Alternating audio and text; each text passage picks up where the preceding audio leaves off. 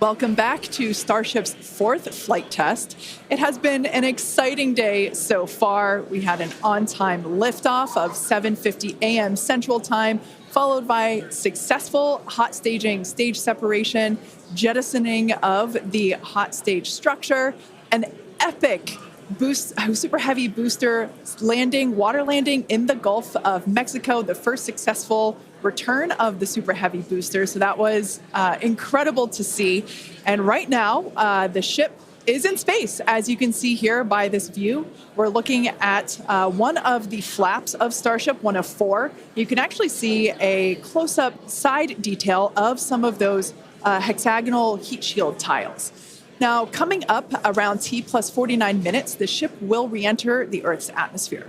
As a reminder, the primary goal of today's flight test is for a ship to make it through the extreme heat of re-entry. This is typically a portion of flight where we don't have communications with the spacecraft because it's re-entering at or around orbital velocity, which is about 8 kilometers per second or roughly 5 miles per second. At those speeds, the spacecraft moving through the atmosphere results in friction and creates a plasma field around the vehicle. That blanket of plasma distorts, as you can see, that plasma blanket, which you can kind of see here, distorts communication frequencies. So we're left with a brief blackout in communication.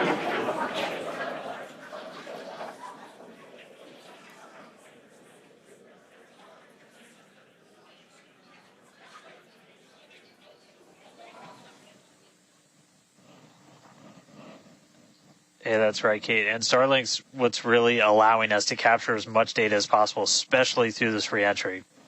Updated animation landing burn. I hope we get to see it for real today. But these live views that we're getting now and we're going to continue to get are through Starlink. That's going to allow us to get as much data as possible, which we've said it before. We're going to say it 9,000 times. The data is the payload on these flights. So as much as we can learn, that's just going to pay dividends on all of our future flights and help us get Starship to an operating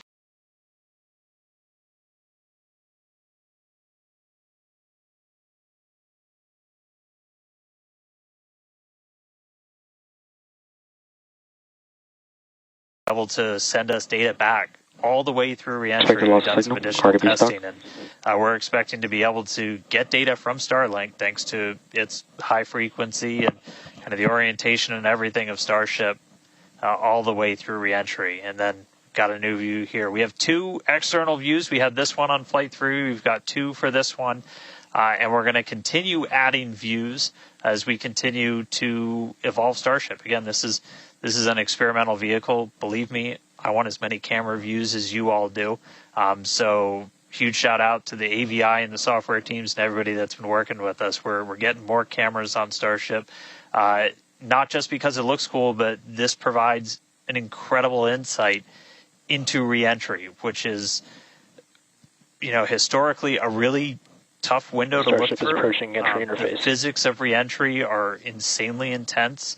One of my favorite NASA astronauts, Victor Glover, recently described it as with the forces and the flows and the temperatures, it's like pointing at a raging river in one spot and saying, tell me exactly what's happening right there. And that's what a ship is experiencing as it goes through, as it's moving through the atmosphere at, more than 5 miles a second and heating up to thousands of degrees. So just having visual representation, just being able to see what's happening is incredibly valuable. So these views are going to be through Starlink. We've got this one. This is in one of the forward flaps looking back. So if you see it rotating around, that's because, again, it's embedded in one of those forward flaps. So as we get through and we start to build up density in the atmosphere, this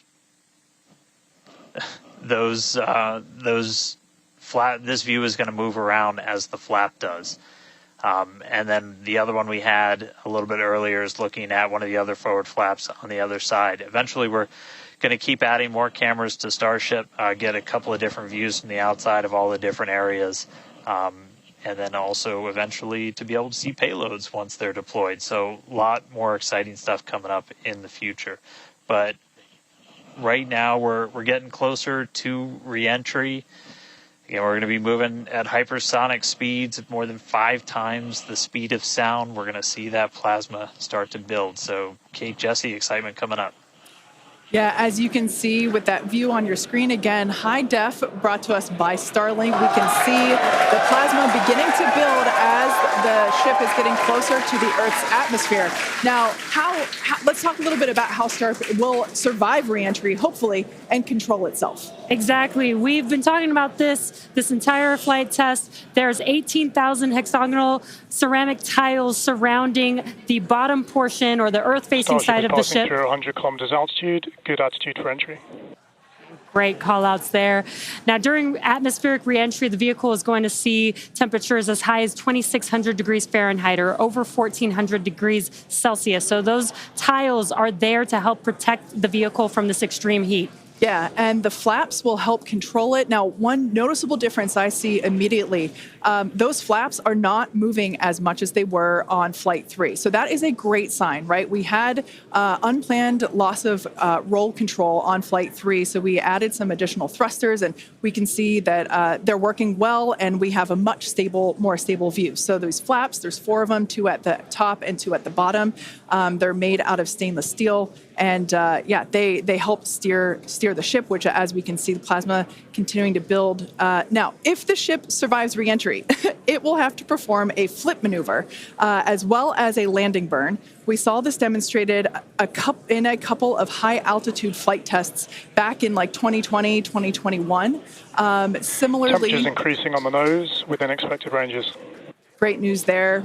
It sounds like the temperatures that we are getting during this point, which again, we usually don't get during spaceflight because of this plasma. We're getting this live. This is a great news. So similarly to, for example, the serial number 10 test that we saw a couple years ago, we're hoping to duplicate that again today. Hopefully we will see it live. And basically the 3 center engines of the ship will reignite and gimbal or point to help flip the ship until those engines are pointing down so that it can land vertically using Raptor's thrust. And as you can see, even from the beginning of the program, we've designed Starship to land on Mars where there are no runways or other humans to help out. We also want rapid reusability, so we're doing... The vehicle is passing through 85 kilometers altitude. The flaps have control of the vehicle. Great news. Flaps have control of the vehicle. That's exactly what we want to hear for this flight test. Yeah. Again, we are going to be doing a propulsive landing instead of a more traditional means like parachutes.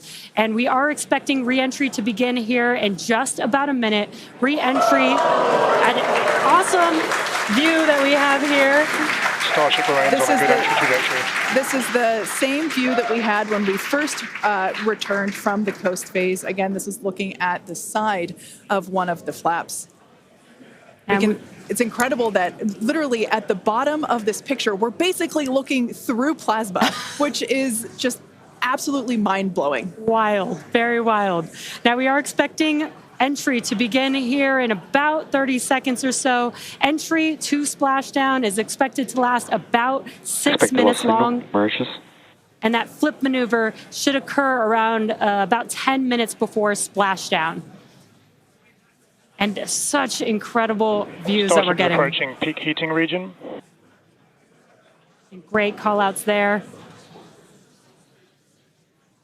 Yeah, these views are absolutely astounding. Nose temperatures continue to rise within expected region.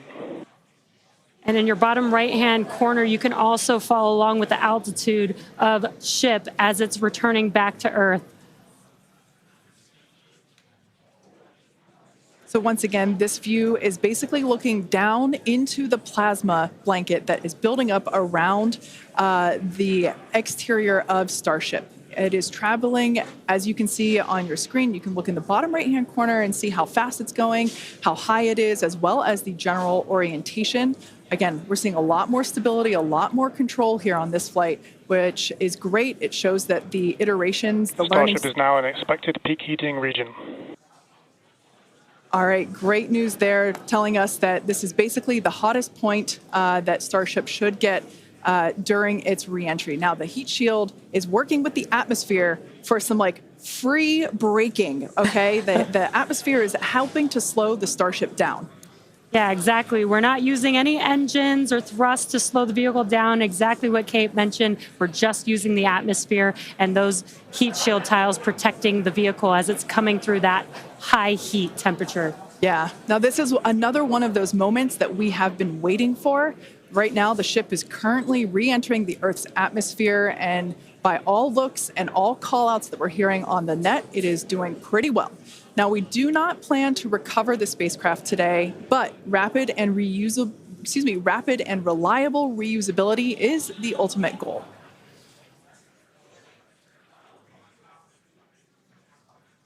And just pausing to just take in this incredible new and different view that we're seeing. We did get a similar view in Flight 3, but again, the vehicle did lose a little bit of its control, attitude control, and this is a very stable view. This is great. This is exactly what we want, and we are hearing that we're getting expected call-outs. Mm-hmm. Absolutely. Starship is seeing half a G of acceleration, remains on a good entry trajectory. You know, it's incredible to look at this photo and wonder, wait, is it real? Is it frozen? You know, we can see so I was just going to say Those temperatures have stopped increasing. Oh, that is great news. The temperature is no longer building. But I was saying, like, we have a little bit of indication there. We can see that streaking that occurs and tells us that this is indeed a true view. So once again, we are looking basically through the plasma that is building up around the exterior of the ship. And I still cannot get over that we are getting a live view of re-entry right now, live on your screen. Again, we've said this over and over, but all thanks to Starlink. We are able to use Starlink in space, which we're getting this incredible data. And not only just the data from the sensors, but getting live imagery of what is actually happening, which is great, which we've never been able to do live before. Right. Now, just a quick future outlook here. So in about, at T plus about 1 hour and 2 minutes, we should hear a call out for entry transonic. That means that the ship is going near the speed of sound. And then about a minute after that, we'll hear another call out saying entry subsonic, meaning that the ship is going below the speed of sound. So these are all continued indications that the atmosphere, right, as the ship comes back down, it is getting through the more dense part of the atmosphere, and that atmosphere is helping to push against the vehicle, and those heat shields are protecting the vehicle during this high heat period.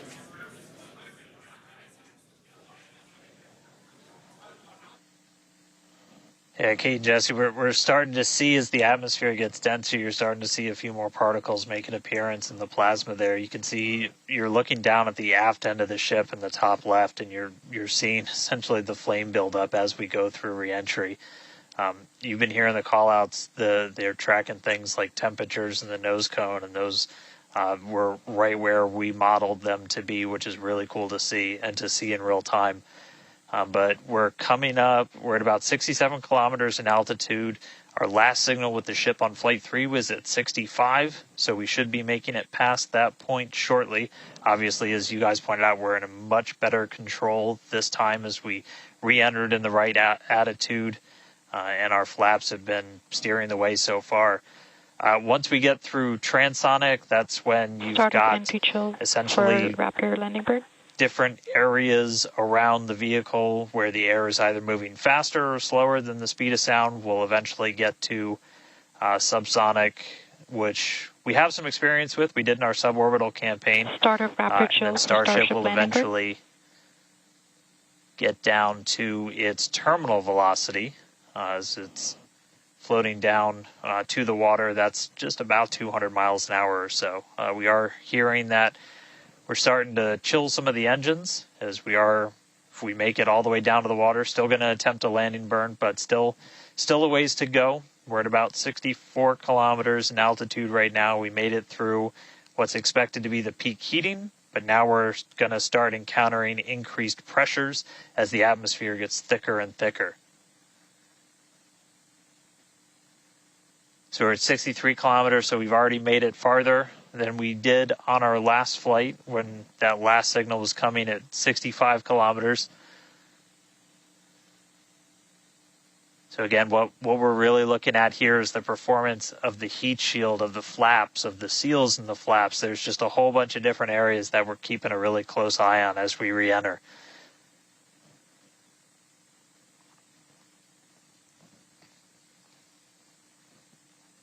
Starship remains on a good entry trajectory. And looking like we're still on a good trajectory. If you're seeing little camera moves, that's the flap moving as it continues to maintain the attitude of the vehicle as it re-enters. And I mean, not just camera views, but we've got sensors inside the ship. We've got those sensors down at the very aft end of the vehicle where we pointed out we had some intentionally missing tiles, where we've got some sensors looking at just how hot it's getting around there. We intentionally put those in essentially the least critical part of the heat shield, where if you had any kind of a breach, it wouldn't be great for reusability, but wouldn't be critical for actual making it through the re-entry into the landing.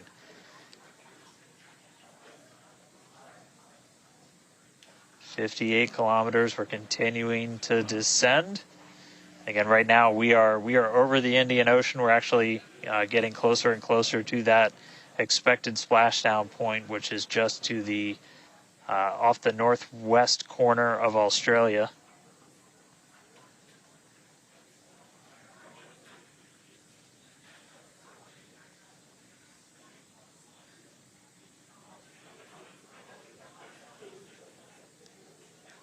And if you keep an eye on our speed, the speed is dropping. We're hitting the thicker part of the atmosphere now. The speed's going to start dropping precipitously. We're going to start getting to transonic pretty soon, and then after that we'll get into subsonic, where we're moving less than the speed of sound. But wow, what a light show so far!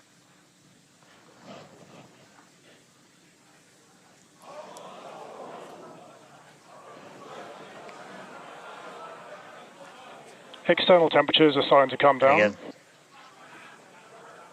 this camera view is looking right at one of the forward flaps. And we're strategically putting some cameras around the vehicle to just look at the different areas that looks like we got the flap starting to come apart a little. Yeah, it does appear that we have a little bit of burn through there. We can see pieces of the vehicle flying off. What a show it has been. It's been like watching Interstellar or something. This is wild to see this, but the ship is still coming down, which is incredible to see. How far can it go? That is the question. Keep your eye on the altitude in the bottom right-hand corner. We're at 54 kilometers right now.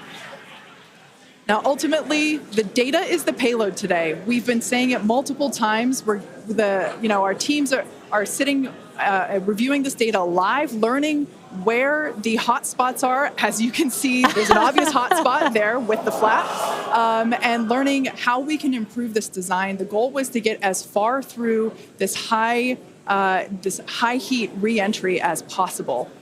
Ideally, we'd love to make it all the way down and perform that landing burn and flip maneuver, but we may not get that far today. We will see. Again, this is a test, and we are gathering as much data as possible, visual data as well, which we can see here. We are getting a lot of debris covering the camera on your screen, but we can still see some of those sparks and flames from that high heat as ship is making its way back down to Earth. Ship now at 50 kilometers and closing. The good news is we still got, looks like that camera lens just cracked. It's safe to say ship's getting a little beat up, but that's to be expected on a test flight. We are still learning how to improve the ship for total survival and recovery of the high heat reentry. I'm honestly impressed that we're still getting this live view despite how much debris is coming off of this flap right now. The fact that we've got it is good news. And I may have jinxed it. I apologize. look at that. It's back. We are still going. And the teams here at SpaceX are excited, as you can tell by the cheering behind us. There's still a sizable crowd here at Mission Control Center, Hawthorne. A splashdown is expected in just about 4 minutes from now. And we're still moving. We still have live views. Starlink is doing an incredible job. Maximum entry dynamic pressure. External temperatures are dropping. Okay, good news. Those external pressures are dropping. The question is, how much of the ship is left? We can't really tell. We can still see some of that particulate coming off. And unfortunately, we do have a cracked camera lens. But for any photographers out there and videographers, we know that's part of the gig sometimes. Yeah, and you can see that the speed is rapidly slowing down. That's actually really great news for us. We want the vehicle to be slowing down before it splashes down into the ocean.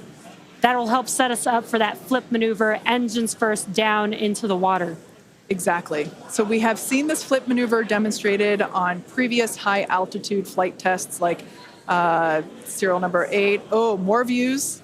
Or excuse, I should say, more light coming through the view that we have through that cracked and dirtied lens there. But yeah, so we're hoping that this flip maneuver, that we can pull it off as soon as we get those views back. If we can get them, if the ship is still around, we will bring it back to you. Vehicle has passed maximum dynamic pressure. That is great news. Maximum dynamic pressure being the moment in which the vehicle experiences the greatest amount of aerodynamic pressure. Speed still dropping. We're now at 37 kilometers above the ocean. Just like Flight 3, we are targeting a splashdown in the water in the Indian Ocean. And we don't have a live view right now, but because we're still getting data and telemetry, that does tell us that ship is still doing okay, at least. And there we got that live view back. The crowd very excited to see that view, despite not being able to see very much. The fact that it's there tells us the ship is still alive. Yes, and collecting data, continuing to collect data as we get closer and closer to Earth. Yes, now 30 kilometers, now 29 above the Indian Starship Ocean. is at 30 kilometers altitude, Mach 2. Sounds like the vehicle's traveling, as we just heard, Mach 2, which is, looks like we might,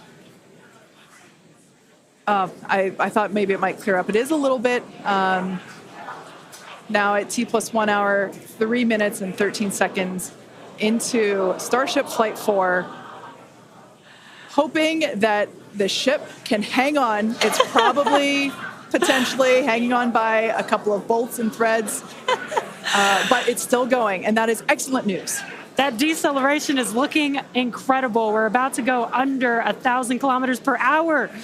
Yeah. Starship is at 20 kilometers altitude. Now, keep in mind that even though we can't see anything, the data itself is what we really are. Starship is subsonic. Subsonic, they're telling us it's traveling below the speed of sound.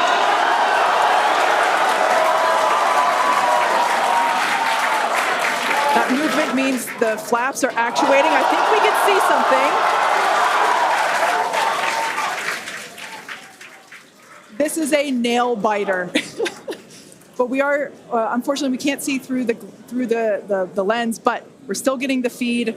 Starship is now 11 kilometers over the ocean. All this data is incredibly important, even if, it breaks up right now. Okay, we can see that flap actuating through the glass.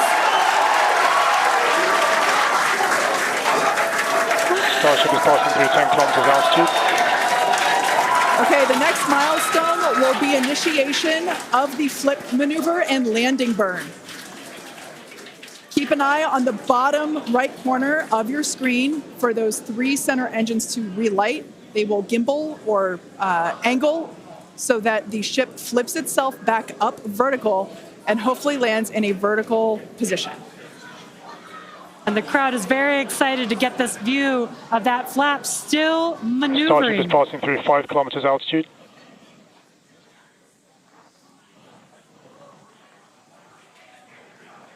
This is incredible. We're getting very close to splashdown. These fireflies are such a good sign of life right now. We wish we could see more, but we'll take it. Starship is at 2 kilometers altitude, terminal velocity.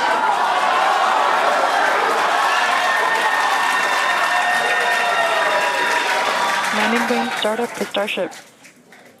All right, good news there.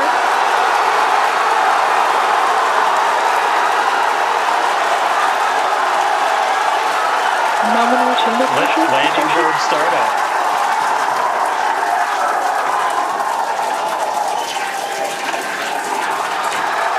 Starship is in landing burn. Landing burn shutdown. The landing burn shutdown was commanded.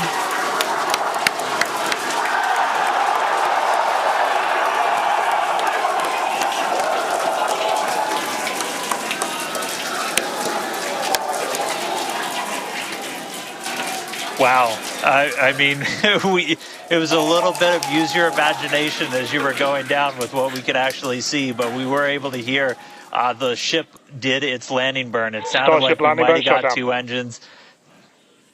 And there's the final call for landing burn shutdown, but we'll go back through all the data, but we did get confirmation that a landing burn took place. Starship made it through re-entry and did its first ever landing burn. From South Texas to the other side of the Earth, Starship is in the water. What a day. What a day, guys. Yeah. That was absolutely incredible. I'd also like to thank the people of Cameron County, Texas, as well as the Coast Guard, the Federal Aviation Administration, and the government of Mexico. And since Starship got a little bit toasty from that extreme heat of reentry, and we've got our very own Starship right here, let's have a toast of our own. I've been waiting all morning for this. Okay, may I? Light me up. Yeah. Just like Starship, I like this toasty. I'm keeping this. Now,